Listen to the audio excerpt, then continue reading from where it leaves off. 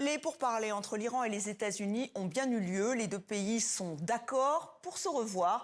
Washington impose quand même de nouvelles sanctions pétrolières sur 2 personnes et 14 navires de la flotte fantôme iranienne. Retour sur ce nouveau cycle de négociations avec Philippine de Clermont-Tonnerre. Face à la menace d'une intervention américaine, le régime iranien de retour dans le jeu de la négociation.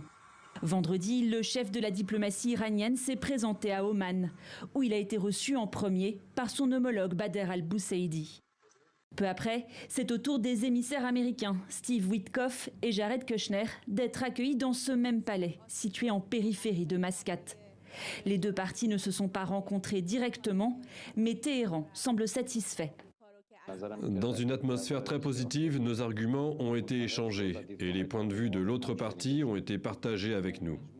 Dans l'ensemble, c'est un bon début, mais la suite dépendra de nos consultations avec les capitales afin de déterminer la marche à suivre.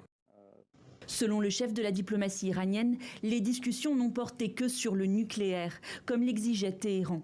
Pourtant, les États-Unis réclamaient, eux, des pourparlers plus larges, englobant la question des missiles balistiques iraniens et des groupes armés qu'il soutient. Quelques heures après cette déclaration, le département d'État s'est à son tour exprimé pour annoncer de nouvelles sanctions pétrolières contre l'Iran. Une façon de déstabiliser davantage son ennemi, alors que Washington a dépêché une importante armada militaire dans la région.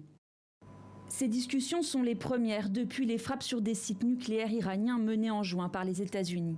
Elles interviennent aussi après que Donald Trump a à plusieurs reprises promis de venir en aide aux manifestants iraniens face à la répression sanglante des mollahs ces dernières semaines. Des Iraniens qui n'espèrent rien de ces pourparlers.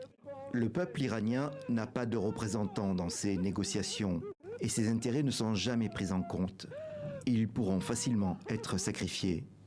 Des dizaines de milliers de personnes ont été tuées et plus de 50 000 arrêtées en quelques jours par le régime iranien.